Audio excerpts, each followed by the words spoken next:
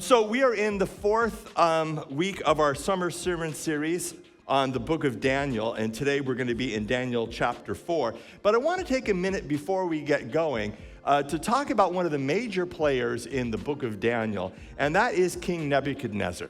Nebuchadnezzar was the king of Babylon. We're about 600 BC, and so for that area of the world, which is modern-day Iraq, Iran, right around in there, he is the king of kings. He is the overlord of everybody around him. You have things going on further east, things going on further west, but in that area, it's all about Nebuchadnezzar. So over the 3 chapters that we've studied already, what have we learned about Nebuchadnezzar? Well, he first pops up in chapter 1, where these Hebrew kids are taken off to Babylon, and he notices something different about them. Verse 19 of chapter 1 says, "The king talked with them," Daniel, it's going to say their names, I don't need to tell you. "The king talked with them and found none equal to Daniel, Hananiah, Mishael, and Azariah. So they entered the king's service. In every matter of wisdom and understanding about which the king questioned them, he found them 10 times better than all the magicians and enchanters in his whole kingdom." So this is the first time that we know of that Nebuchadnezzar has ever come in contact with somebody who's worshiping the true God. And he finds something unique about them right away. Now we know, because we know the rest of the story, that what he finds unique about them is the presence of God with them. So Nebuchadnezzar sort of flags this thing about them.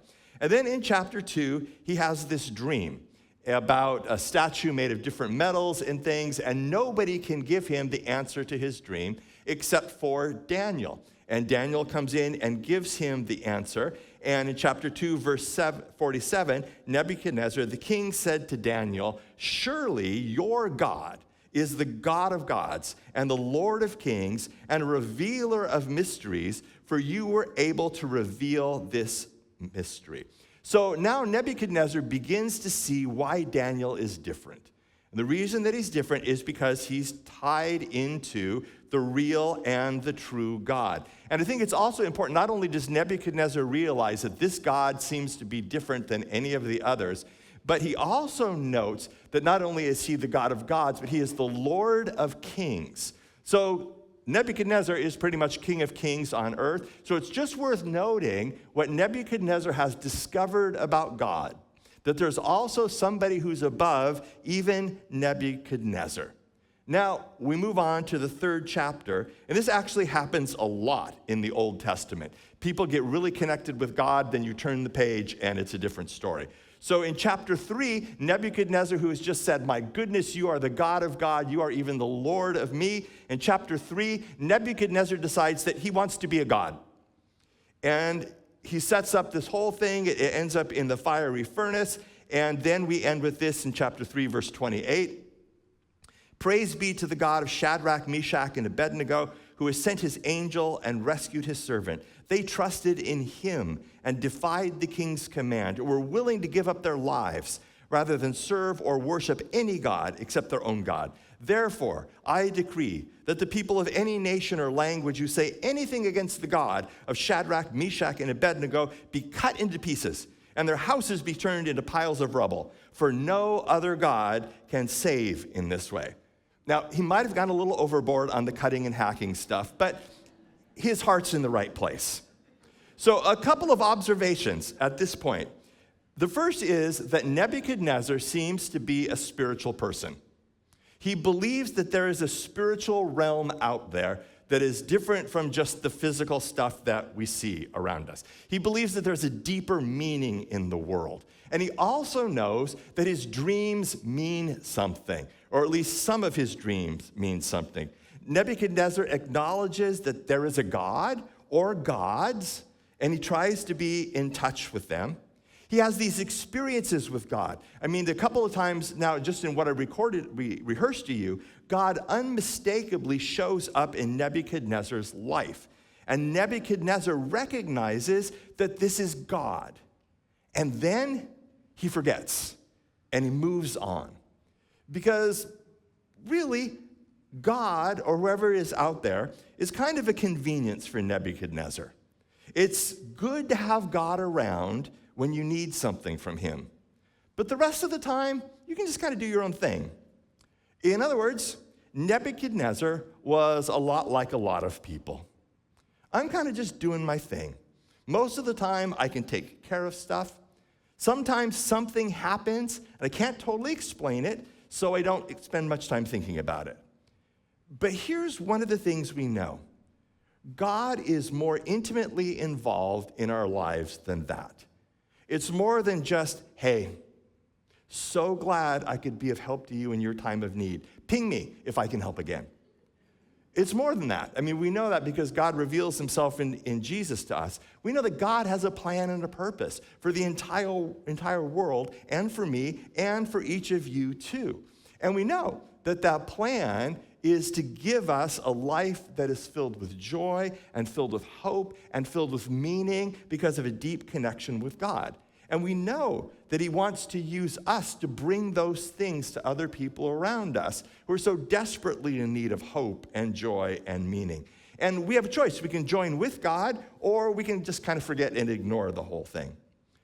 So we've kind of been looking at how Daniel, the book of Daniel, informs us about how to be strangers in a strange land, how to live in a culture which, if not outwardly hostile to our faith, is different from it, which has different values and different priorities. And some of those differences are, really huge about, what is most important in life.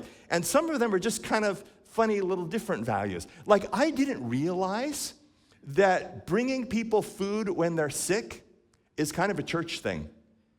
Because we've had some other friends, who are not church people, just like neighbors or something like that, or people at school, and they get sick, and we've been like, hey, can we bring you over dinner? And they're like,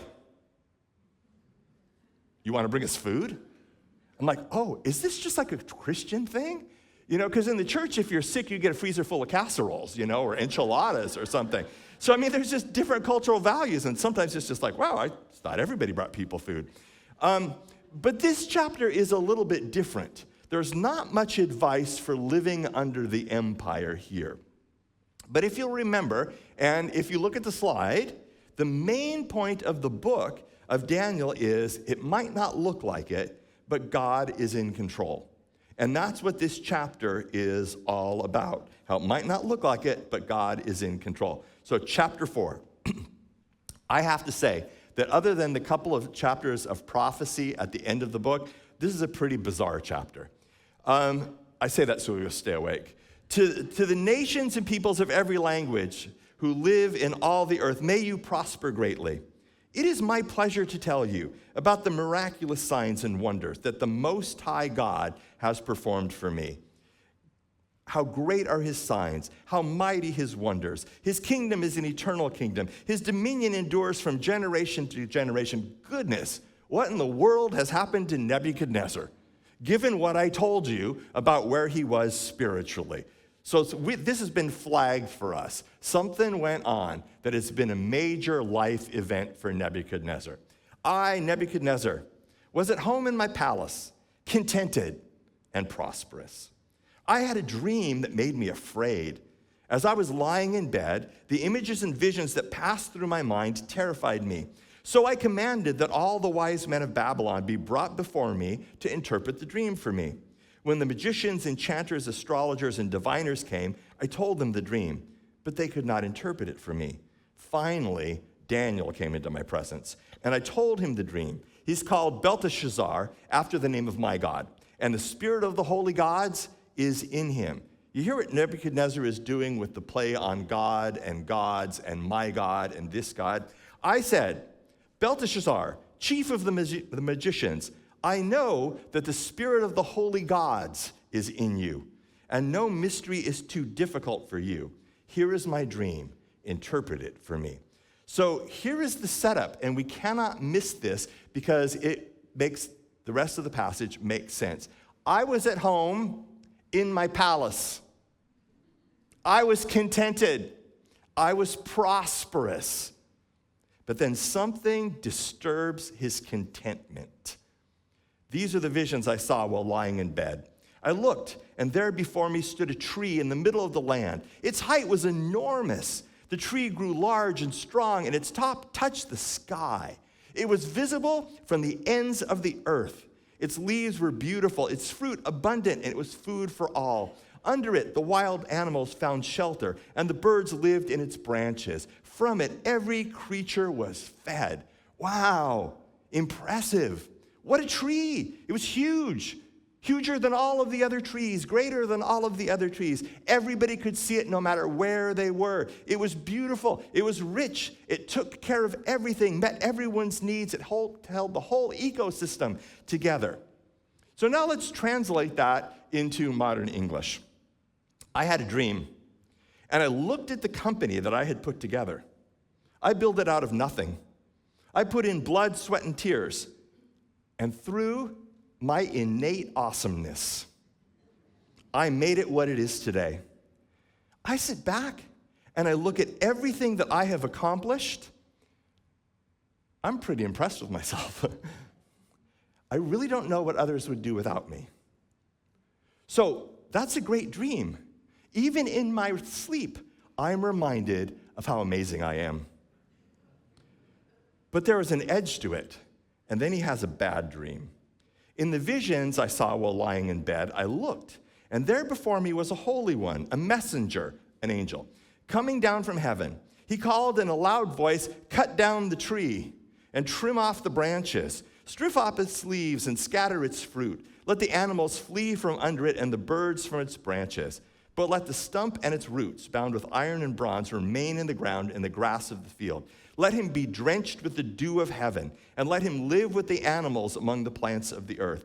Let his mind be changed from that of a man, and let him be given the mind of an animal, till 7 times years pass by for him. The decision is announced by messengers. The holy ones declare the verdict, so that the living may know that the Most High is sovereign over all kingdoms on earth, and gives them to anyone he wishes, and sets over them the lowliest of people." Oh, and now it becomes clear. The tree had a pride issue. This was kind of the view that the tree had of itself. I'm the biggest, I'm the greatest, everyone needs me, and only I can do what I can do, and everyone is lucky to have me. Well, that's about to come to an end.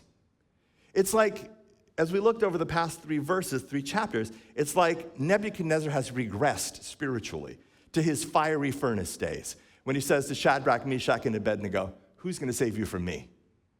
And now it's back there. Verse 17 is the important verse, that the living may know that the Most High God is sovereign over all kingdoms on earth and gives them to anyone he wishes and sets over them the lowliest of people. Nebuchadnezzar is the greatest king for miles around, but God is sovereign over even Nebuchadnezzar. And don't miss this line, the lowliest of people. That's important because what it's getting at is, you don't deserve this thing, Nebuchadnezzar. You didn't do anything to earn it. It's a gift from God. And I think that's something for us to think about. We don't deserve what we got because we are that good. It's a gift from God. I really don't know why I got to be pastor of Harbor Covenant while so many of my sisters and brothers in ministry labor under really difficult conditions. So Ernie Hansen, the founding and legendary pastor of this church, has been dead for about 5 years. And I still, to this day, wait for him to come into my office and go, "Get your feet off my desk." Although it's not his desk, it's Bert Talcott's desk, but you see the point that I'm making. I mean, I like, how did this happen to me? You know, all the good stuff that's happened to you. How did that happen to you? Why you? Why me? You know, I mean, here's the truth. No matter what your lot in life is, everything you have comes from God. And I don't understand how it's divvied up. I might have done it differently. You might have done it differently. But what you've got is not primarily because of your mad skills or your crazy awesome talent. It's ultimately from God. And when we forget that, we set ourselves up for failure. Why?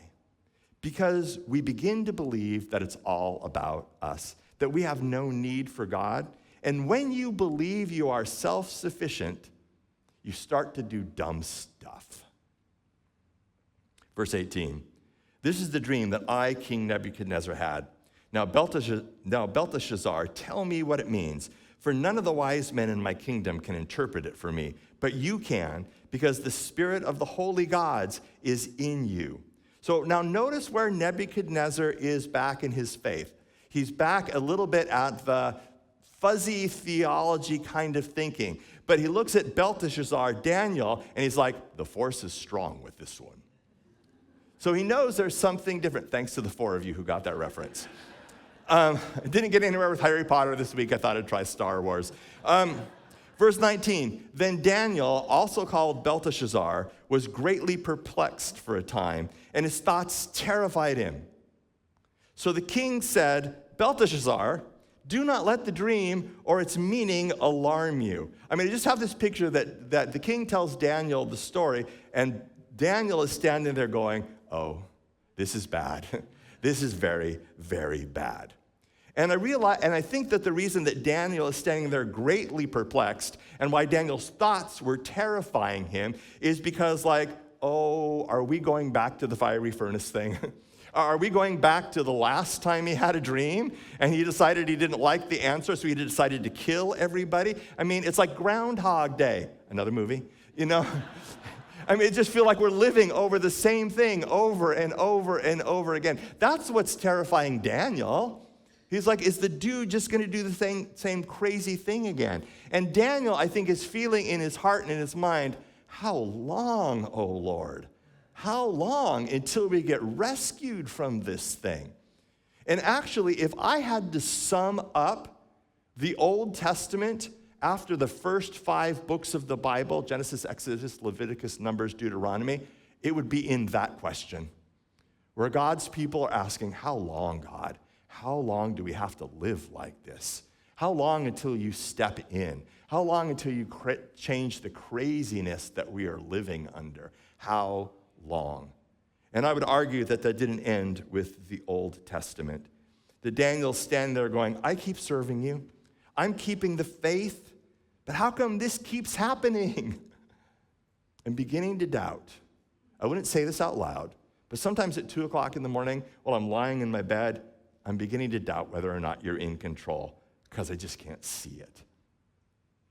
So what about you? Are there instances in your life that don't seem to change? Where you're like, how long, oh God, do I have to deal with this thing? Or if they do change, they go from bad to worse. And you're like, I'm kind of sorry I prayed about this because it just got worse. I mean, maybe it's bullying at school. Maybe it's peer pressure to do something that you don't really want to do.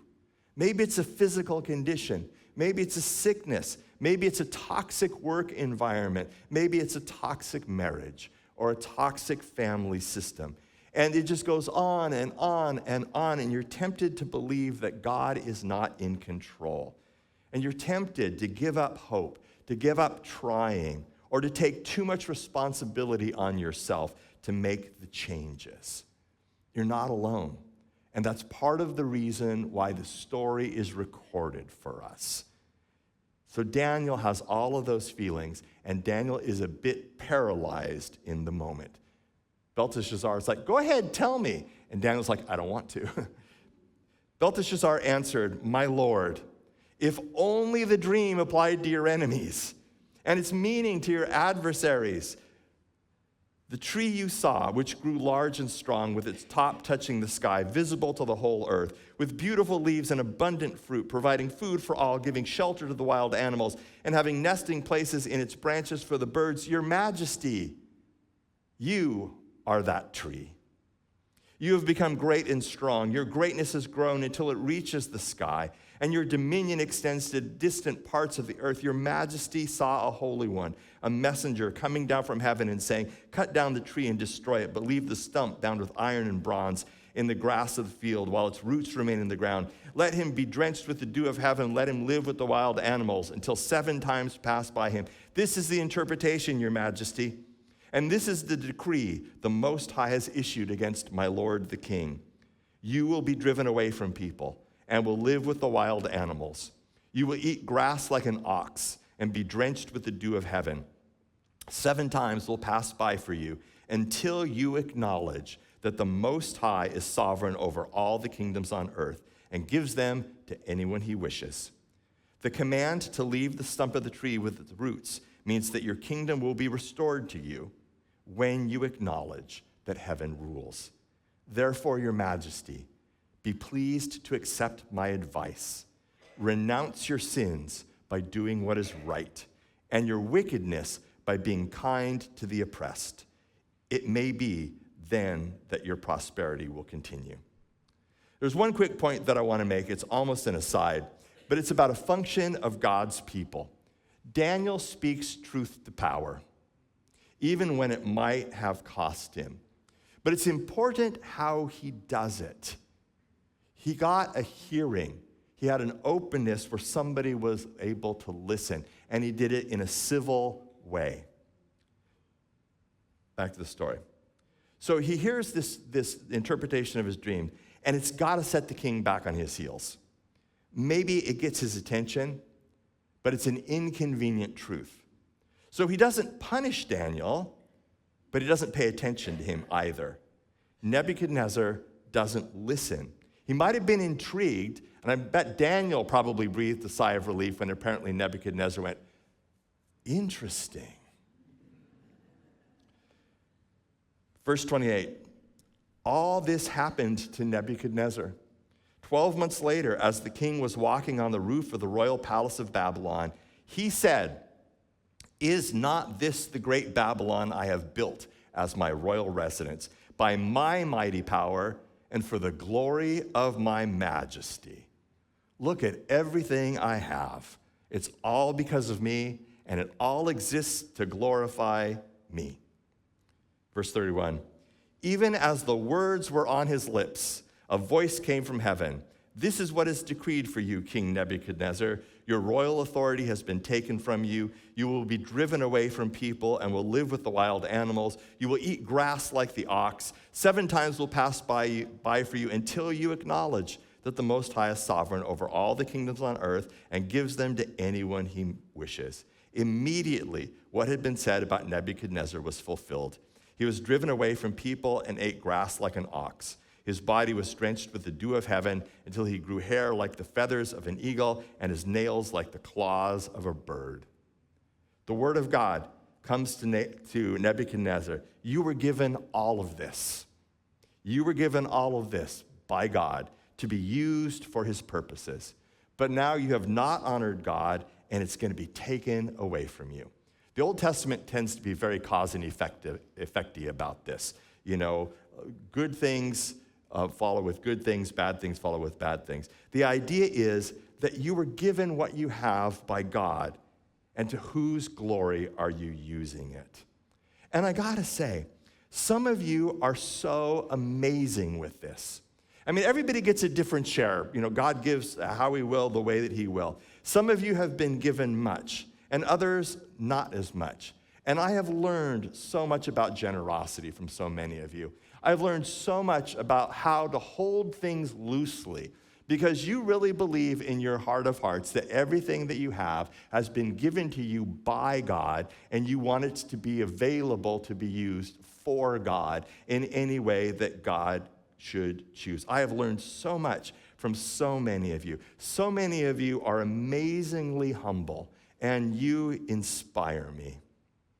Verse 34, at the end of that time, I, Nebuchadnezzar, raised my eyes toward heaven, and my sanity was restored. Then I praised the Most High. I honored and glorified him who lives forever. His dominion is an eternal dominion. His kingdom endures from generation to generation. All the peoples of the earth are regarded as nothing. He does as he pleases with the powers of heaven and the peoples of the earth. No one can hold back his hand or say to him, what have you done? So Nebuchadnezzar believes that he has all that he needs, that he is all that he needs. And Nebuchadnezzar, like so many of us, had to hit rock bottom before he really saw himself in relationship to who God was. And when Nebuchadnezzar humbles himself before God, God restores him. And the point is, even Nebuchadnezzar can change. That God has designs on the heart of even Nebuchadnezzar. And that should give us hope. I'm not saying that everyone is going to end up losing their minds and grazing like a cow for 7 years if you're not humble. But it's to remind us that God is in fact in control, that God is in fact active, that God is interested in Nebuchadnezzar, and that should give us hope. And in these days, God is still in control of political leaders. Maybe he's not acting in the same way that we would like him to act, but I think that's why we're told to pray for our leaders. Not bad prayers, like, dear God, do something bad to them, but sincere prayers, that God would touch their hearts and that they might know him in a deep and transformational way. Even Nebuchadnezzar was not beyond the plans and the purposes of God. And it helps us to understand that God really is at work. So now over these 4 chapters, over the course of these passages, we've seen some development in Nebuchadnezzar. He starts with naming Daniel Belteshazzar after his own god. He gets to the place where he's like, the Spirit of God lives in him. And then he begins to refer to the Most High God. And now, in this passage, Nebuchadnezzar seems to really believe. And this is the last time we hear about Nebuchadnezzar. And I hope it's stuck. So let me ask you 3 questions. When push comes to shove, who do you really think is responsible for whatever success you've had in life? Number 2, what is the huge, hairy thing that tempts you to doubt that God is in control? Number 3, how does this passage encourage you to keep praying for people that you know and love that don't seem to want to follow Jesus?